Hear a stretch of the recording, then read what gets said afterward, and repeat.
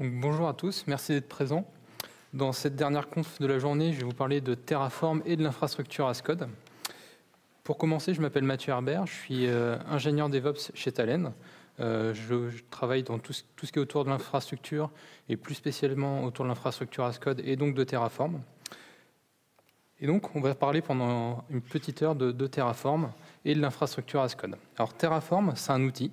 C'est un outil qui a été développé par HashiCorp en juillet 2014.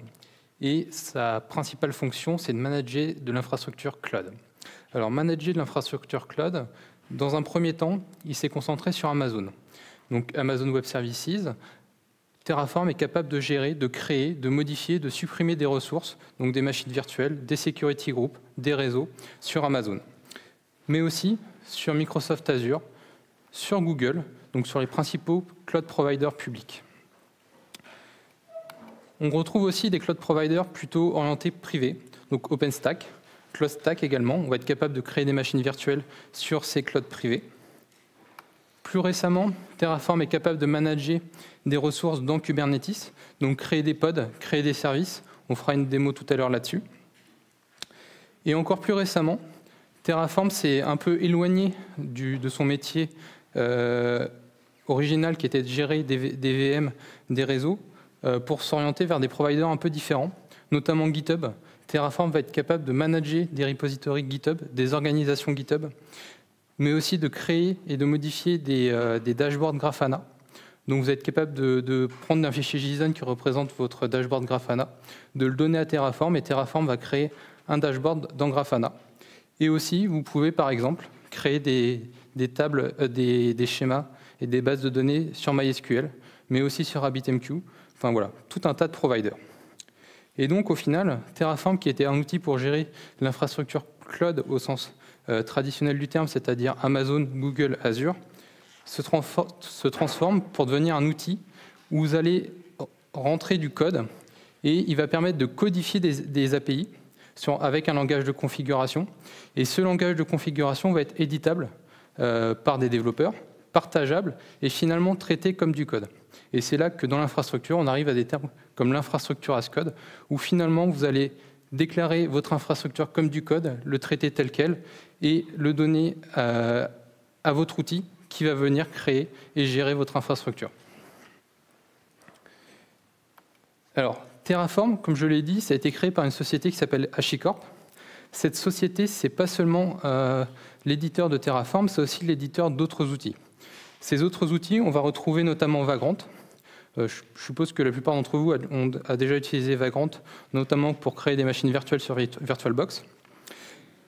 HashiCorp édite aussi Packer, qui est un outil d'automatisation de packaging.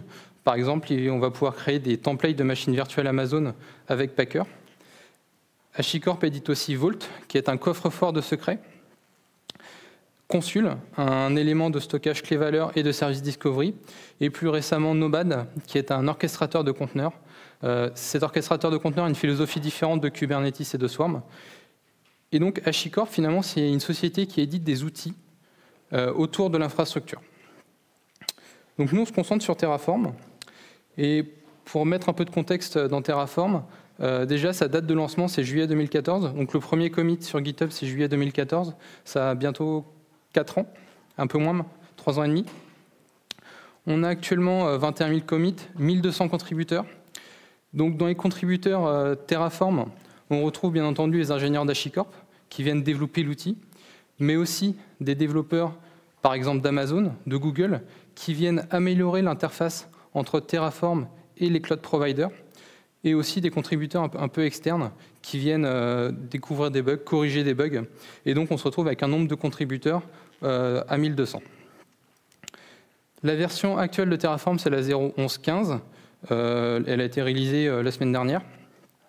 Et Terraform, c'est un outil qui a été développé en Go. Donc c'est du Go qui va être packagé et vous allez télécharger un binaire. Et c'est ce binaire avec lequel vous allez interagir et qui va créer votre infrastructure. Alors on va s'intéresser un peu plus à finalement l'intérieur de Terraform. Comment est-ce qu'on va utiliser Terraform?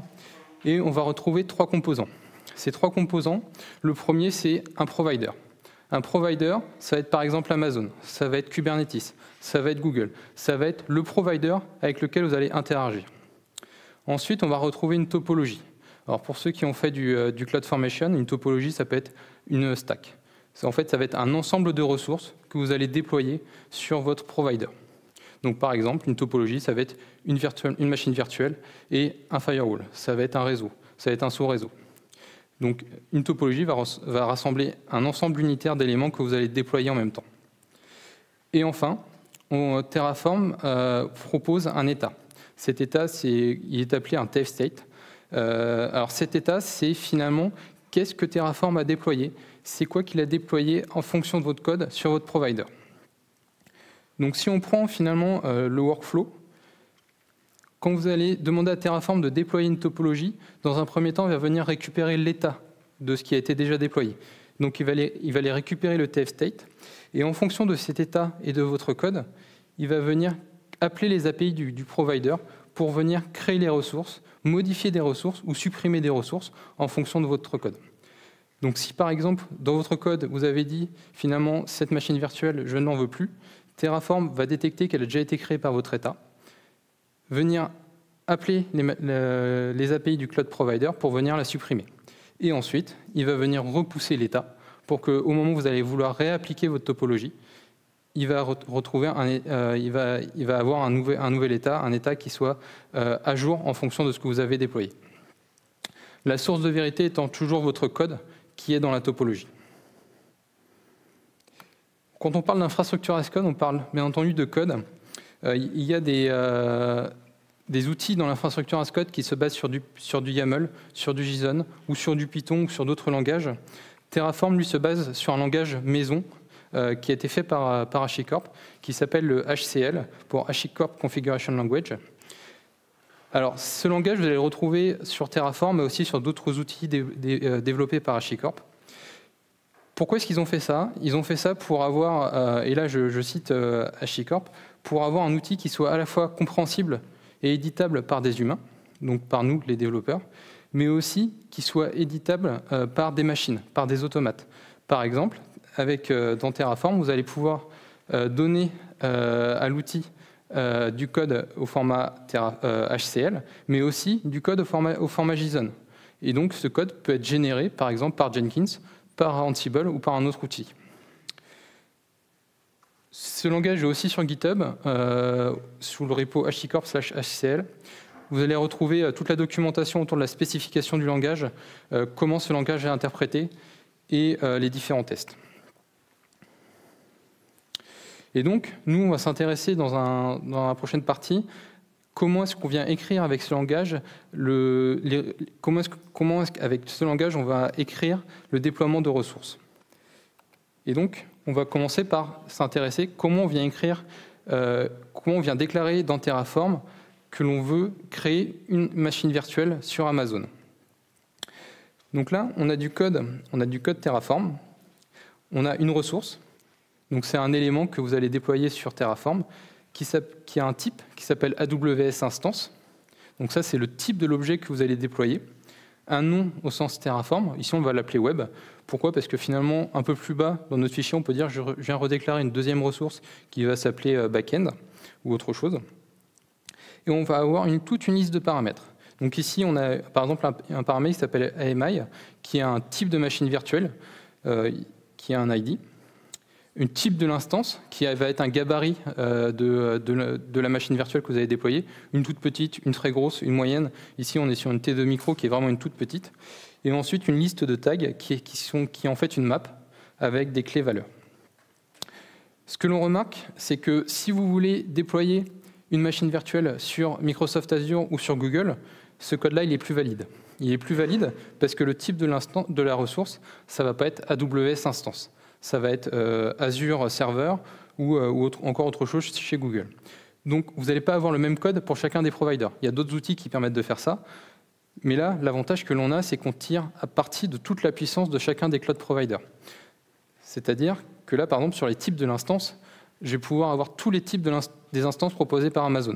C'est pareil pour les paramètres. Je vais avoir vraiment tous les paramètres qui sont proposés par Amazon. Par contre, ce qui va rester identique sur chacun des cloud providers, ça va être votre architecture de code, comment vous allez gérer l'état, on va en reparler plus tard, et comment vous allez orchestrer les déploiements de toutes les topologies. Par contre, le code en lui-même est à changer. Bon, on va faire une petite démo. Cette première démo, je vais la faire sur Kubernetes. Donc, en fait, j'ai déployé une topologie Terraform. Cette topologie va créer un pod. Un pod, c'est un conteneur au sens Kubernetes. Enfin, ça peut être un ou plusieurs conteneurs, mais ici, on va déployer un conteneur dans Kubernetes. Donc, ce que j'ai en local, c'est que j'ai un cluster qui a été déployé avec Docker for Mac. Donc, j'ai aucun pod, j'ai aucune ressource. J'ai une topologie, ici, que je vais déclarer une ressource. Ici, au lieu d'avoir AWS Instance comme tout à l'heure, j'ai déclaré une ressource Kubernetes qui s'appelle Kubernetes Pod.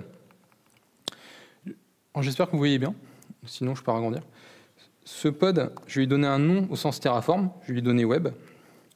Et ensuite, je vais avoir tous les paramètres de déclaration d'un pod dans Kubernetes. Donc par exemple, je vais avoir ce qu'ils appellent des métadatas où je vais pouvoir renseigner un nom. Et ce nom-là ne va pas être au sens Terraform, mais au sens Kubernetes. Donc je vais l'appeler MyPod. Il me semble que ça n'a pas marché. Voilà. Je vais lui donner par exemple des labels. Tout à l'heure, on a vu que c'était des tags au sens Terraform. Ici, on va avoir des labels au sens Kubernetes. Donc ça va être des sélecteurs sur lesquels je vais pouvoir faire des queries. Ici, je vais dire app égale myApp. Et je vais pouvoir spécifier mon conteneur. Donc là, je vais lui donner un nom. Je vais lui donner un nom qui va s'appeler HTTPD. Et je vais lui donner une image Docker qui l'utilise, HTTPD 2.2.4. Ok, donc là j'ai ma topologie, et finalement dans cette topologie, je pourrais déclarer plusieurs pods, et là on voit que c'est un fichier. Comment j'interagis avec Terraform? Alors j'interagis avec Terraform en ligne de commande. Donc j'ai installé Terraform sur mon poste. Si je fais Terraform-version, je suis en version 0.11.3. Donc pour interagir avec Terraform, j'ai plusieurs commandes. La première, c'est faire un Terraform plan. Le Terraform plan va simuler l'exécution sur le provider donné. Donc là, ici, on vient simuler l'exécution sur Kubernetes. Donc s'il avait exécuté la topologie, il aurait créé un pod. Ce pod aurait été appelé Web. Il aurait différents paramètres. On va en retrouver certains que j'ai spécifiés, par exemple le nom de l'image, ou le nom du pod au sens Kubernetes, et d'autres paramètres qui sont là par défaut. Donc là, pour l'instant, je n'ai rien créé. Donc si je viens lister la liste des pods sur Kubernetes, j'ai rien. Ici, c'est seulement pour voir l'exécution. Et donc, si je viens faire un Terraform apply, c'est cette commande qui vient vraiment exécuter la topologie et créer le pod sur mon cluster Kubernetes. Donc là, il me dit qu'il a créé la ressource. Donc maintenant, si je fais un kubectl getPod, j'ai bien un pod qui est présent sur mon cluster et qui est en train d'être exécuté. Bon, là, on a vu comment déployer une ressource. Maintenant, quand on a une topologie, on va pouvoir aussi lui mettre des variables. Ces variables vont notamment nous permettre d'avoir des fichiers de variables qui vont être communes entre différentes topologies. Par exemple, je vais pouvoir mettre en variable le app name et je vais mettre en default myApp. Donc là, je viens déclarer une variable au sens Terraform. Cette variable, elle a une valeur par défaut. Et ici, si je viens mettre $accolade pour interpoler la chaîne de caractères, et je viens chercher un objet de type var. un objet de type variable, .appName. Et donc là, quand je vais refaire un Terraform plan, ce qu'il va faire, c'est qu'il va venir détecter que j'ai un pod qui est déjà présent. Ce pod, il a déjà un label qui s'appelle app égale myapp. Donc là, ici, il va interpoler la variable qui a exactement la même valeur. Et donc, il va rien me proposer à modifier. C'est ce qu'on va appeler plus tard l'idempotence, et on verra ça un peu après. Bon, par contre, cette variable-là, je peux venir la surcharger dans un fichier qui s'appelle terraform.tfvars. C'est un fichier properties, clé valeur, où là, je viens dire, j'ai une... on va faire ça comme ça. J'ai une variable qui s'appelle appName, et que là, je vais mettre myapp2. Et donc, ce fichier va être surchargé au moment de l'exécution de la ligne de commande. Donc là, si je viens faire un Terraform plan, il va détecter que cette valeur est surchargée. Qu'est-ce que j'ai fait? Ah oui. Voilà. Hop, pardon. Voilà. Cette valeur, elle est surchargée. Et finalement, il ne vient pas détruire et recréer le pod. Il vient détecter que cette variable, ce champ dans le pod, il peut la changer sans venir détruire et recréer. Et donc, il va juste venir modifier ce champ. Et donc, si je fais un apply, le pod ne va pas être détruit et recréé, il va juste être modifié. Et donc ici, j'ai toujours mon pod qui est en train d'être exécuté avec un champ différent. Autre élément, c'est que je vais pouvoir aussi sortir des éléments de ma topologie, finalement avoir des valeurs de retour de ma topologie. Et là, on a un élément Terraform qui s'appelle output. Cet output, il faut lui donner un nom, on va lui donner pod ID. Ça peut être tout un tas d'attributs en sortie de la création de mes ressources. Donc ici, j'ai une ressource qui va s'appeler Kubernetes pod .web. Et là, je peux avoir tout un tas d'attributs. Par exemple, je peux avoir l'ID du pod. Mais je peux aussi sortir des informations à propos de son cycle de vie, à propos de ses metadata. Donc ici, moi, ce qui va m'intéresser, ça va être l'ID. Et donc là, si je refais un Terraform apply, je vais avoir cette valeur en sortie. Donc ici, je retrouve l'ID du pod. Cette façon de déclarer cette ressource, l'ID du pod, dans un autre output, je vais aussi pouvoir créer plusieurs ressources dans la même topologie et faire des dépendances entre mes ressources. Par exemple, l'ID du pod, je vais pouvoir l'envoyer dans une autre ressource que je vais créer après. Si on reprend sur Amazon, je peux créer un réseau et créer une VM ensuite qui a besoin de ce réseau. Et donc, quand je vais avoir des dépendances entre les ressources, Terraform va détecter ces dépendances et me créer le réseau en premier, puis injecter la valeur de sortie pour l'injecter en paramètre de la VM.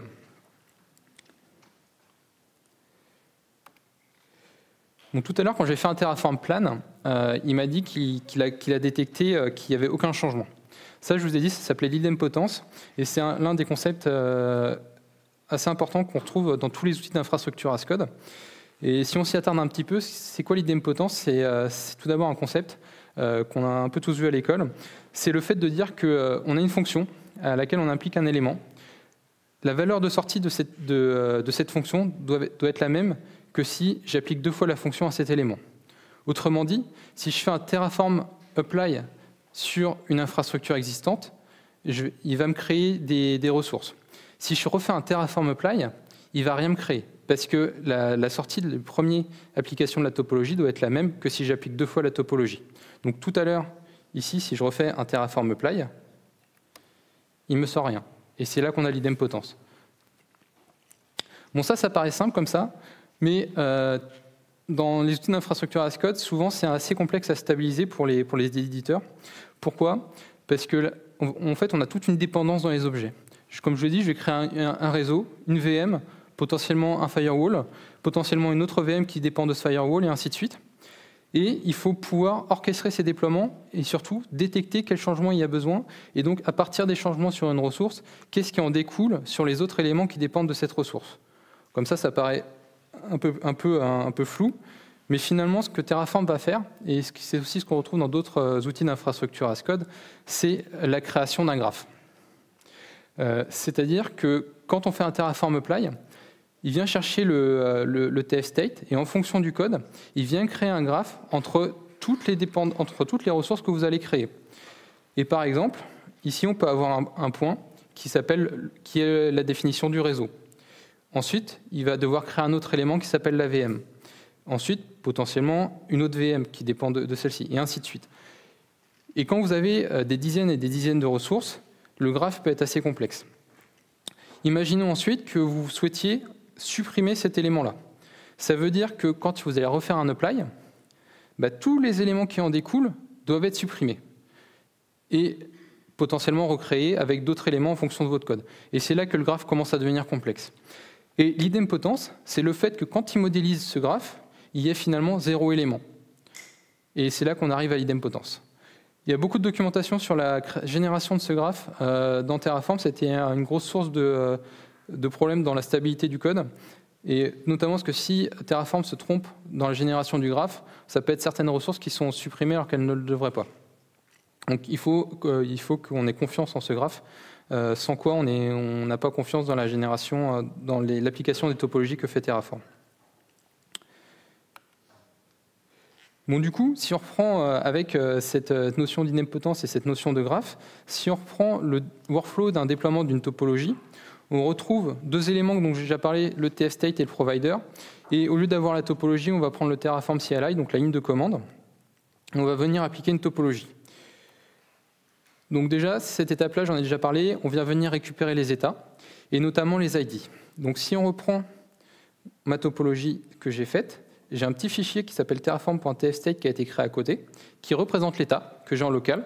C'est un fichier JSON avec plein d'éléments. Et ce qui va intéresser Terraform quand il vient venir réappliquer la topologie, c'est la partie ressources et notamment l'ID des éléments. Quand on vient faire un Terraform apply, il vient récupérer dans le tfstate tous les ID des ressources déjà créées. Bon, là, on le voit en JSON. On peut aussi avoir en ligne de commande, faire un Terraform state list, et on va pouvoir lister toutes les ressources qui ont déjà été créées, et notamment interagir avec elles, bouger ces ressources dans le tfstate pour faire du refactoring. Donc une fois qu'il a ces éléments, il vient aussi rafraîchir les données qu'il a dans le tfstate en fonction de ce qui existe vraiment sur le cloud provider. Pourquoi ? Parce que finalement, vous auriez pu modifier votre infrastructure à la main, en dehors de votre code. Et là, pour lui, il est obligé d'aller rafraîchir ces éléments en fonction de ce qui existe réellement en ce moment. Il vient donc générer le graphe en fonction du tfstate, des éléments qu'il a été rafraîchir, et bien entendu de votre code qui a potentiellement été modifié. Et en fonction de ça, il crée le graphe qu'il doit appliquer. Il vient appliquer le graphe sur le provider donné. Et ensuite, bien entendu, il vient repousser le tfstate. Bon, on va venir jouer un petit peu avec ça. Donc ici j'ai un pod qui existe. Je vais venir le supprimer. Donc là, mon pod n'existe plus. Donc si je refais un Terraform plan, qu'est-ce qu'il va faire ? Il va aller venir récupérer le tfstate. Dans le tfstate, il va y avoir la ressource. Il va venir appeler les API de Kubernetes, qui va lui dire non, le pod n'existe plus. Donc là, ici, il est venu récupérer le tfstate. Il est venu rafraîchir l'élément qu'il avait en mémoire. Et Kubernetes lui a dit non, j'ai pas ce pod dans l'infrastructure. Donc comme c'est le code qui a raison, le pod doit être recréé. Le pod doit être créé au sens Terraform. Et donc là, on a tout le workflow que je vous ai montré tout à l'heure. Donc ça, c'est bien. Par contre, ici, on reste au niveau d'une topologie. On a une seule topologie. Par contre, votre infrastructure ne sera jamais toute rassemblée dans une même topologie. Parce que votre infrastructure, c'est potentiellement des dizaines, des centaines, voire des milliers d'éléments. Et on va besoin d'orchestrer les topologies, d'avoir un ensemble de topologies et finalement une architecture de topologie Terraform qui va décrire toute votre infrastructure.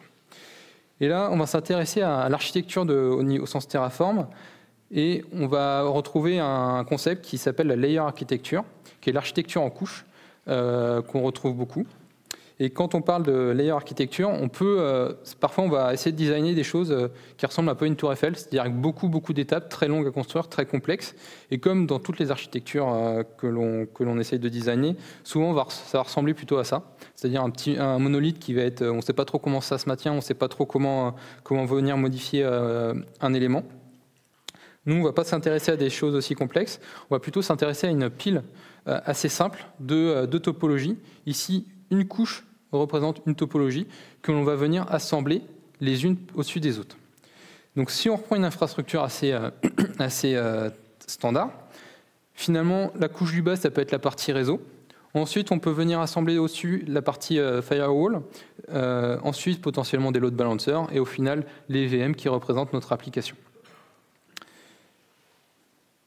Bon, comment est-ce que finalement on arrive à designer cet ensemble de topologies, ces 4 topologies-là? On va parler du cycle de vie de l'infrastructure et du cycle de vie des objets. C'est-à-dire que notre réseau, c'est la base de tout. Aucun objet ne peut être créé avant que notre réseau existe, aucun objet ne peut survivre après que notre réseau existe, parce que tout élément dans l'infrastructure se base sur un réseau existant. Ensuite, on a une autre topologie qui peut arriver après, ou qui peut arriver en même temps, tout dépend des concepts, des organisations. C'est la partie firewall. Potentiellement, c'est une autre équipe que celle de l'équipe réseau qui vient la gérer. Donc, ça va être une autre topologie. Ensuite, on va avoir une topologie qui va arriver après, le load balancer. On va avoir besoin d'un load balancer pour exposer nos applications. Et potentiellement, un load balancer peut exposer plusieurs applications. Et puis, du coup, le load balancer va exposer 2 applications. Donc, on va avoir une topologie par application. On va avoir un exemple tout à l'heure où chaque topologie d'application va représenter la création de VM et l'association de ces VM au load balancer. Et donc là, on peut avoir 2 topologies ou n topologies qui représentent à chaque fois une application qui peuvent être faites par des équipes différentes et surtout qui ont des cycles de vie différents. C'est-à-dire qu'une application va pouvoir être créée avant l'autre et ensuite supprimée avant l'autre ou après l'autre. Et donc là, on arrive à nos systèmes de couches que l'on vient additionner les unes au-dessus des autres et chaque couche représente une topologie. Bon, ce qui va nous intéresser, c'est comment est-ce qu'on gère les dépendances entre les topologies. Pour l'instant, tout ce que je vous ai montré, c'est la création de ressources au sein même d'une topologie, la mise en place de variables pour avoir des inputs dans les topologies, des outputs dans les topologies. Mais nous, ce qui nous intéressait, c'est de lier ces topologies ensemble pour, par exemple, donner dans une topologie, dans la topologie load balancer, le réseau qui a été créé dans la topologie d'avant. Et là, Terraform arrive avec un concept qui s'appelle les data sources. C'est un objet qu'on n'a pas encore vu et qu'on va voir maintenant. Cet objet, ici on a un exemple, on vient créer un réseau. On a une topologie réseau qui vient donc créer un réseau. Ce réseau va être créé avec des tags. On les a vus tout à l'heure, c'est des éléments clés-valeurs. Et dessus, on va pouvoir faire des sélecteurs. On va pouvoir identifier le réseau en fonction d'une requête que l'on peut faire. Donc on a créé ce réseau. Et finalement, dans la deuxième topologie, donc dans la couche du dessus, on va aller chercher ce réseau en fonction de tags. Donc on va aller avoir un objet qui va s'appeler data source, où dedans on va avoir une query, et cette query, ça va être la recherche des tags ou des noms, qui va nous permettre d'identifier le réseau. Et comme ça, on n'a aucune dépendance entre nos topologies au sens Terraform. On a seulement des dépendances au sens tag, label, et si vous faites un peu d'infrastructure, avoir des tags ou des labels qui permettent d'identifier clairement les ressources, c'est un élément important pour avoir une bonne hygiène dans notre infrastructure. Et surtout, on n'a aucune dépendance entre les TF state. Il y a d'autres techniques qui existent, qui se basent sur les outputs des TF state, mais dans ce cas-là, on dépend de la technologie Terraform. Et avec ça, ce qui nous permet de faire, c'est que, par exemple, le réseau, il n'est pas créé avec Terraform. Vous avez déjà une infrastructure existante. Si on prend de l'Amazon, ça peut être fait avec du CloudFormation. Si on prend Azure, ils ont aussi leur outil maison. Ça peut aussi être fait avec Ansible. Et vous allez quand même pouvoir référencer votre réseau dans la topologie load balancer qui a été faite par Terraform. Et donc, on peut avoir des infrastructures hybrides, et c'est l'un des moyens de commencer à insérer Terraform dans son infrastructure. Donc, comment ça se présente au sens Terraform? On a un objet qui s'appelle data. Ici, on dit qu'on vient chercher un réseau au sens Amazon qui s'appelle AWS VPC. Donc les objets sont toujours dépendants du cloud provider. On va lui donner un nom au sens Amazon et on va lui donner la query. Le sélecteur de mon réseau ici, on va demander à Terraform d'aller chercher un réseau qui a des tags et dans ces tags, il a un champ name avec la valeur myVPC, donc mon réseau. S'il en trouve 0, Terraform va renvoyer une erreur en disant « je n'ai pas trouvé le VPC ». S'il en trouve 2 ou plus, il va aussi nous renvoyer une erreur. Pour lui, il faut seulement qu'il ait un seul objet. Donc il faut que votre query permette d'identifier le réseau ou tout autre objet que vous allez chercher comme ça. Et ensuite, on peut aller le référencer dans nos ressources. Ici, par exemple, je viens créer un sous-réseau au sens Amazon où je viens donner en ID de réseau, donc l'ID du VPC, c'est une data que j'ai été chercher qui s'appelle de type AWS VPC avec un nom myvpc.id. Donc je vais donner en paramètre l'ID d'une data source que j'ai été chercher. Mais ça va encore plus loin, on n'a pas seulement les ID, on a aussi tout un tas d'attributs qui nous sont donnés par la data source.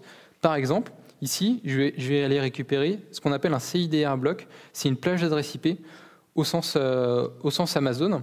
Et donc cette plage d'adresse IP, je vais pouvoir la donner en paramètre de notre sous-réseau. Et donc on va avoir tout un tas de champs qui existent en fonction de comment ça a été implémenté dans Terraform et des capacités du cloud provider. Autre chose, dans cet exemple, ça nous permet de parler un peu de la capacité du langage de Terraform. Ce que l'on voit ici, c'est qu'on a une fonction qui s'appelle CIDR subnet. Cette fonction, en fait, c'est la capacité de prendre une plage d'adresse IP, un sous-ensemble d'une plage d'adresse IP en fonction d'une plage d'adresse IP donnée plus haut. Par exemple, j'ai un réseau qui a été créé, qui a une plage d'adresse IP très très large. Je veux avoir un sous-ensemble de cette plage d'adresse IP. Et cette fonction permet de le faire. Et avec Terraform, on a d'autres possibilités. On peut aussi gérer des listes, on peut gérer des maps, on peut modifier des chaînes de caractères, on peut faire bien entendu toutes les fonctions mathématiques possibles. Terraform a été longtemps décrié pour sa pauvreté de langage. Ils ont fait pas mal d'efforts sur l'amélioration de ce langage, notamment ces 2 dernières années, surtout l'année dernière, pour augmenter les capacités du langage. Donc on retrouve plein de fonctions standards, des fonctions plutôt orientées à infrastructure. Le CIDR subnet en est une. On verra tout à l'heure comment aller chercher un élément dans une liste. Par contre, ça reste un langage de déclaration. Donc les capacités sont quand même limitées. Bon, revenons à nos data sources. Le nombre de data sources possibles. Ici, j'ai été chercher un réseau. Dans Amazon, je peux aller chercher un sous-réseau, je peux aller chercher des VM, je peux aller chercher des load balancers. Tout à l'heure, on ira chercher un target group de load balancers. Voilà, j'ai plein d'objets. Par contre, ce n'est pas le cas pour tous les cloud providers. Sur Amazon, il y a eu énormément de choses d'implémenter. Sur Azure, c'est un peu moins. Sur Google, c'est un peu moins aussi. Et sur Kubernetes, ça l'est encore beaucoup moins. Et OpenStack, pas beaucoup. Ça dépend vraiment de l'implémentation. Mais comme tous les types de ressources que vous allez pouvoir créer, vu qu'on est sur du code spécifique, tout dépend de l'implémentation qui a été faite dans le provider cible. Et ces data sources, elles sont aussi rafraîchies à chaque fois que l'on vient faire un apply de la topologie. Donc à chaque fois que je viens refaire Terraform Apply, les data sources sont rafraîchies. Donc si mon réseau a changé, il va le trouver et donc il va les rafraîchir ces données en fonction de mon infrastructure existante. On va faire une deuxième démo avec Amazon et Terraform. Et là, on va plus s'intéresser seulement à une topologie, mais vraiment à un ensemble de topologies, notamment pour utiliser les data sources. Donc, on va prendre un exemple qui est un peu plus concret, avec 3 topologies. On va avoir une première topologie qui va s'appeler network. Cette topologie, on va déclarer le réseau, les sous-réseaux. On va avoir une deuxième topologie qui va s'insérer dans la topologie network, en tout cas qui va en avoir besoin en dépendance, qui va s'appeler load balancer. On va créer un load balancer dans ce réseau, qui va permettre d'exposer sur Internet nos applications. Et on va déployer une application avec 2 instances et on va lier ces instances avec le load balancer. Bon, en fait, on ne va pas faire tout ça. Nous, ce qu'on va juste faire, c'est la petite flèche là qui est là, qui va permettre de lier une instance, enfin nos 2 instances avec le load balancer. Donc c'est dans la dans la topologie application, on va aller créer cette petite flèche. Ce que l'on remarque, c'est que j'ai préfixé les topologies avec 0.1, 0.2, 0.3. C'est que quand on va commencer à avoir différentes topologies, on va vouloir automatiser le déploiement, ou en tout cas automatiser la planification du déploiement de nos topologies. Et pour ça, on va utiliser par exemple du Bash ou de l'Ansible. Et ces topologies doivent être déployées dans un certain ordre. Par exemple, je ne peux pas déployer ma topologie application si je n'ai pas mon load balancer, et mon load balancer, je ne peux pas le déployer si je n'ai pas mon réseau. Et donc, pour orchestrer ces déploiements, souvent, ce qu'on vient faire, c'est qu'on vient préfixer le nom des topologies avec un chiffre qui définit l'ordre de déploiement de nos topologies. Et finalement, ça va être nos couches. La première couche, le réseau, la deuxième, le load balancer, la troisième, l'application. Bon, reprenons nos exemples. 0.3. Donc là, j'ai une topologie qui va s'appeler 0.3 application qui existe. Alors je sais que vous ne voyez pas beaucoup en haut à gauche, mais en fait j'ai 3 dossiers. Pourquoi? Parce qu'une topologie, c'est en fait des fichiers dans un dossier. Vous pouvez avoir plein de fichiers dans un même dossier, et souvent on va avoir un fichier qui s'appelle data source, qui va rassembler l'ensemble des data sources de notre topologie, un fichier output qui va rassembler l'ensemble des outputs, un fichier variable, l'ensemble des variables, et un fichier topologie, l'ensemble des ressources que vous allez déployer. Bon, ce fichier topologie, une fois que si vous avez beaucoup d'objets dans une topologie, vous allez encore le subdiviser en plusieurs fichiers. Donc si je prends ma topologie 0.2 load balancer, ici je crée un load balancer, et ensuite je viens créer un load balancer target group. Ce load balancer target group au sens Amazon, c'est ce qui va vous permettre de lier un load balancer avec une VM.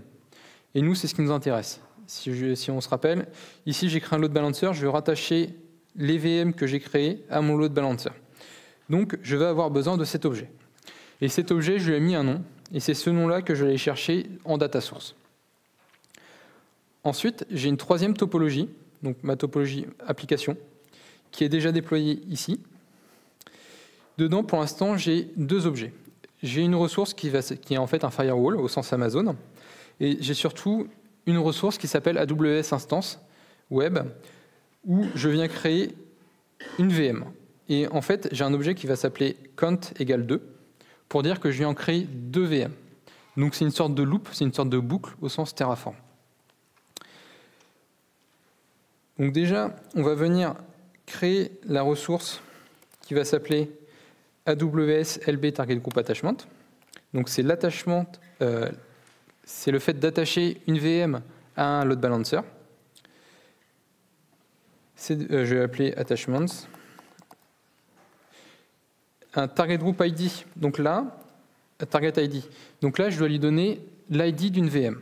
L'ID d'une VM, c'est finalement faire une référence dans cet objet des instances que j'ai créées avant.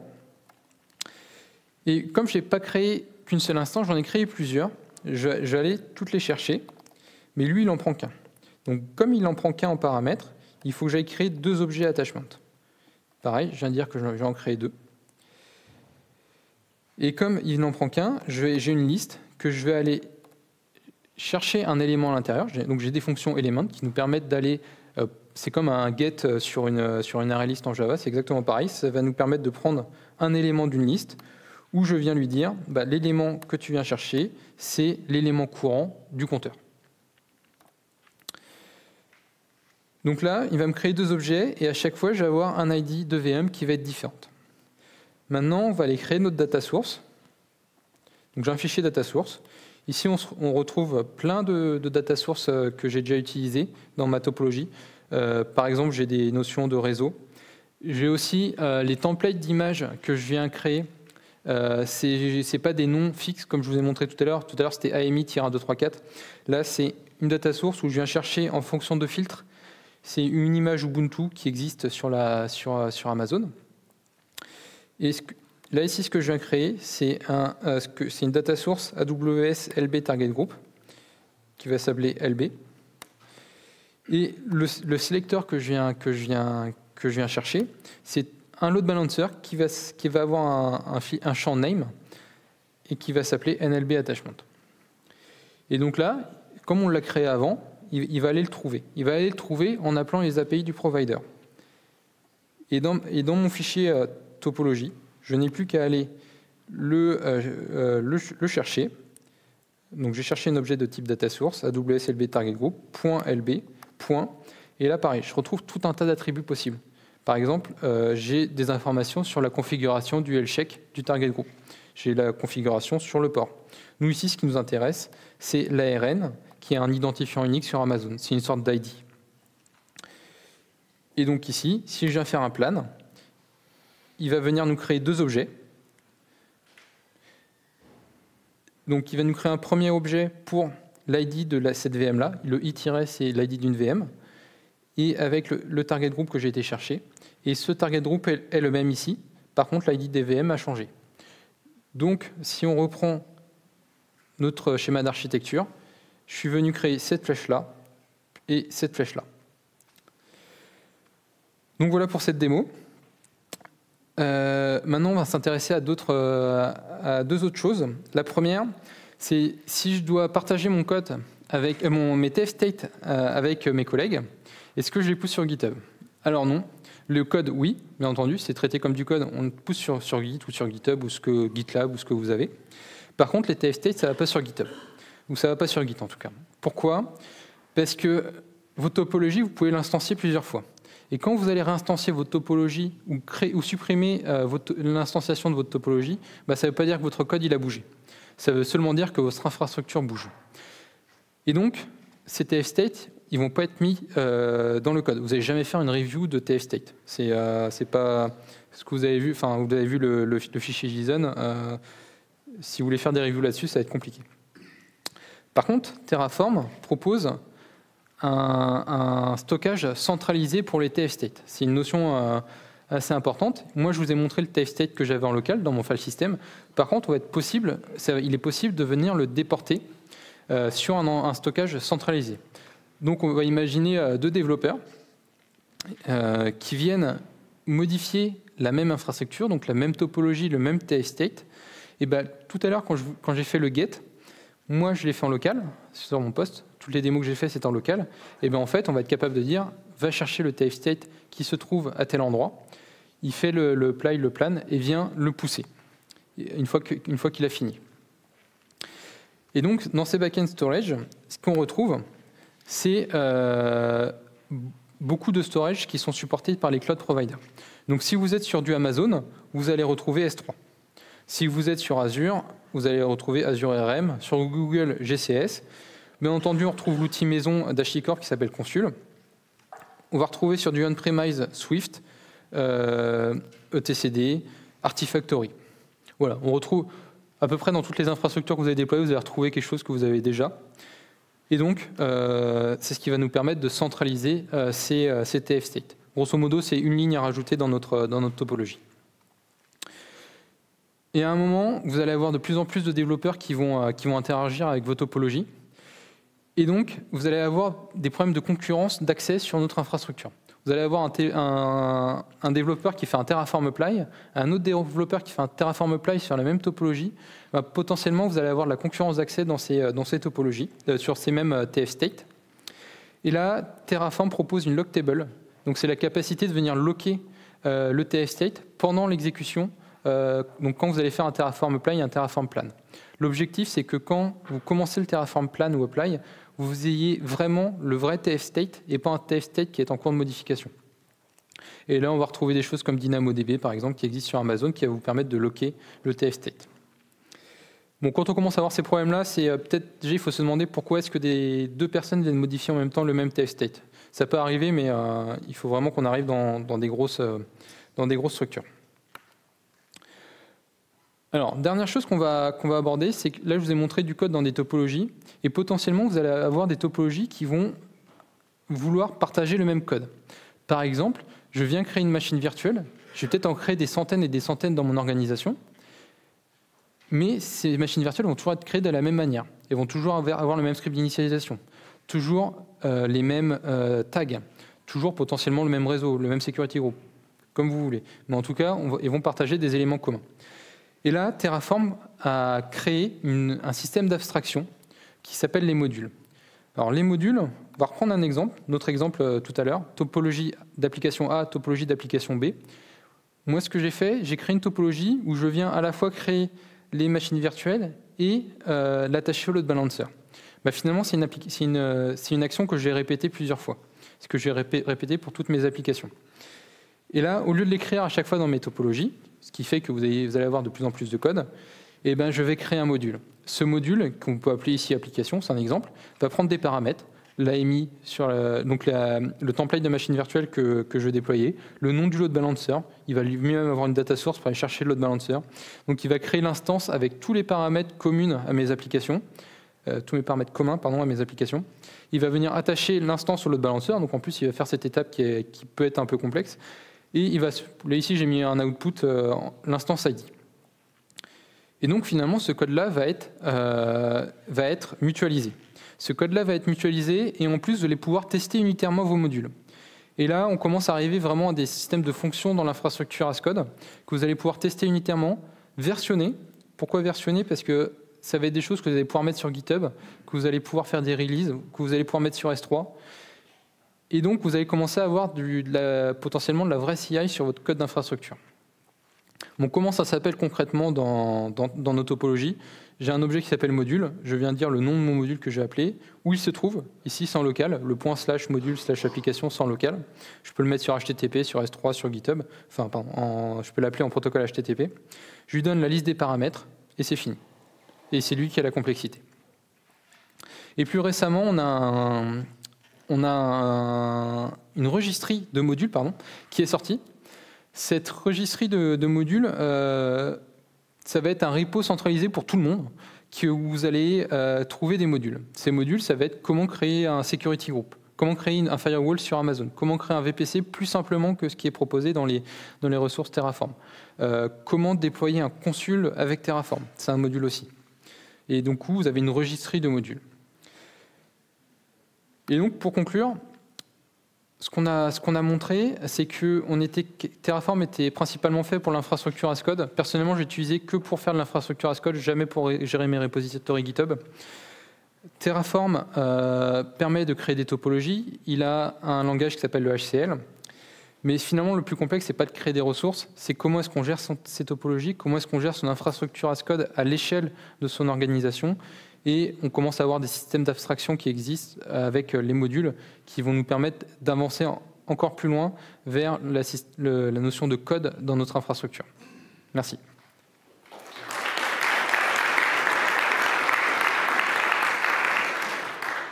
Est-ce que vous avez des questions ?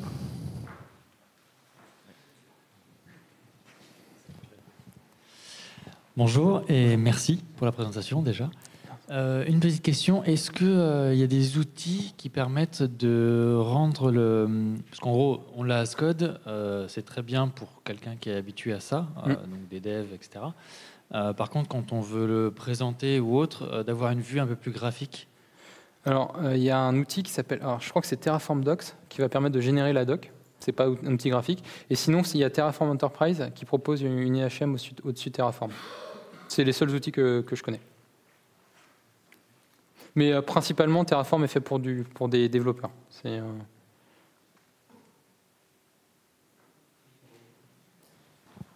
Bonjour. Donc oui, j'ai une petite question en fait par rapport à un problème dont on est confronté tous les jours.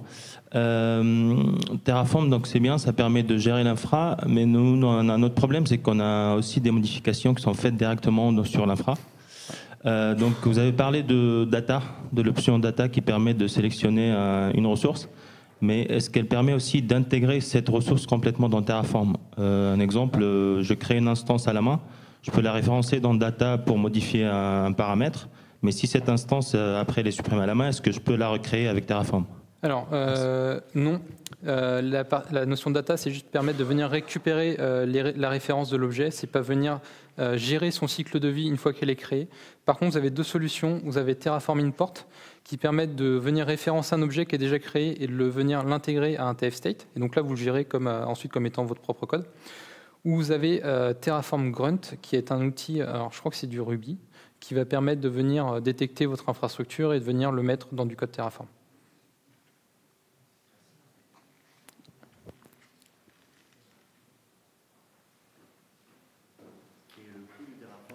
Pardon Quel est le coût de Terraform? Je n'avais pas parlé du business model. Alors, c'est gratuit. Donc, c'est open source, c'est gratuit. Vous avez, alors, comme tous les outils HashiCorp, vous avez par exemple Terraform Enterprise qui va permettre certaines features supplémentaires. Par exemple, vous avez un backend storage qui va être supplémentaire. Vous allez avoir une registry qui va être différente. Et vous allez avoir une IHM au-dessus de Terraform. Mais personnellement, je n'ai jamais utilisé la partie Enterprise. Tout ce que je vous ai montré là était gratuit. Et toute l'intégration avec les providers est gratuite. Donc, peu importe que vous soyez sur l'enterprise ou du public, c'est la même chose. Et vous avez toutes les possibilités dans le code qui est identique. Bon, en fait, j'avais une question aussi. Je suis un petit peu déçu par le fait que les fichiers Terraform, je pensais que je pouvais prendre un fichier Terraform et pouvoir l'appliquer chez AWS, chez Google Cloud, Azure, Kubernetes. Et en fait, non, c'est pas le cas. C'est pas le cas. Chaque fichier est spécifique pour un provider. Ouais.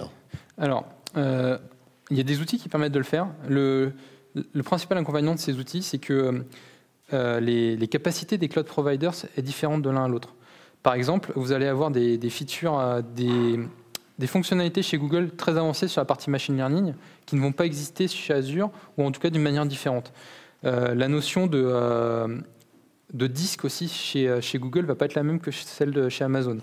Et du coup, toutes ces notions-là font que si vous voulez utiliser le même code partout, vous allez devoir vous mettre sur le plus petit dénominateur commun et avoir des possibilités qui sont assez réduites. Là, l'avantage, c'est qu'on peut vraiment avoir toutes les fonctionnalités de notre cloud, enfin du cloud provider qui a été choisi. C'est aussi souvent la réflexion qu'on me fait. Et ouais, voilà. C'est la philosophie de l'outil qui est comme ça.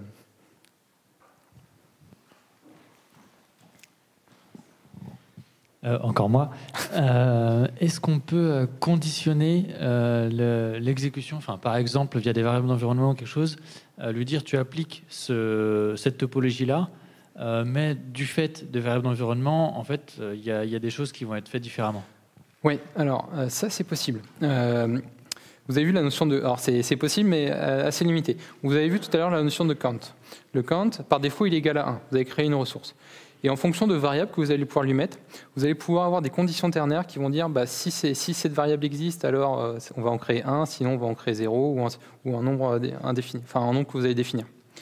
La notion de condition est assez limitée. C'est seulement des conditions ternaires et pas sur tous les attributs, notamment sur la notion de provider, c'est assez limité. Mais oui, vous avez des possibilités de faire ça. Grosso modo, au tout début de Terraform, la partie langage était assez décriée parce que les conditions ternaires n'existaient pas. Vous aviez très peu de fonctions sur les listes, sur les maps. Et ça a été un frein au début et ils se sont améliorés là-dessus pour avoir des possibilités. Par contre, ça reste un langage de déclaration. C'est pas un langage comme Java, comme Python, qui permettent de faire plein de choses. Ici, je ne pouvais pas mettre du if entre mes ressources, par exemple. Ça, c'est pas possible. Petite question. Par rapport justement à l'intégration, par rapport aux différents cloud providers, est-ce qu'il y a des annonces qui ont été faites sur justement l'intégration de OpenStack, de fournir plus de ressources ou autant qu'Amazon ou des choses comme ça? Non, aucune. Alors, sur l'intégration des cloud providers, l'intégration Amazon est très avancée. Pourquoi? Parce que Terraform au début a été lancé avec Amazon et c'est les développeurs d'HashiCorp qui travaillent sur l'intégration avec Amazon. Et ils ont un partenariat avec Amazon, où notamment quand le ActiveMQ Manager est sorti en fin d'année dernière, le même jour, l'intégration avec Terraform a été faite. Chez Azure et chez Google, c'est des ingénieurs de Google et de Azure qui travaillent dans l'intégration d'Azure dans Terraform. Donc c'est eux qui supportent, et en fonction de leur disponibilité, aussi de l'effort qu'ils veulent y mettre. Alors sur OpenStack, je ne sais pas comment ça se passe. C'est assez limité, je l'ai utilisé, ça marche plutôt pas mal. Mais c'est vrai que le nombre d'objets est assez limité et il n'y a aucune annonce dessus.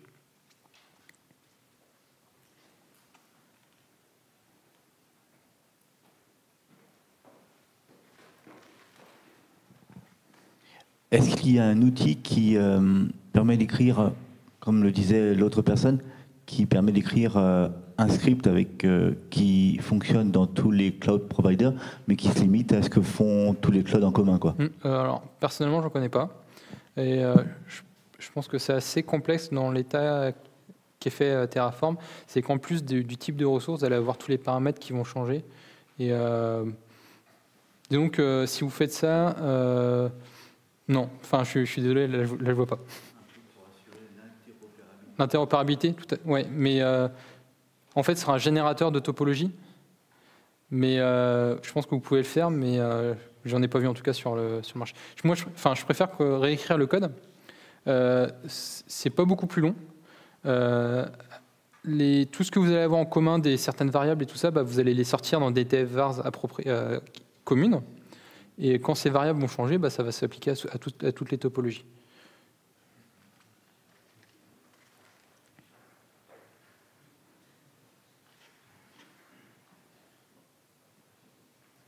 Parfait. Merci.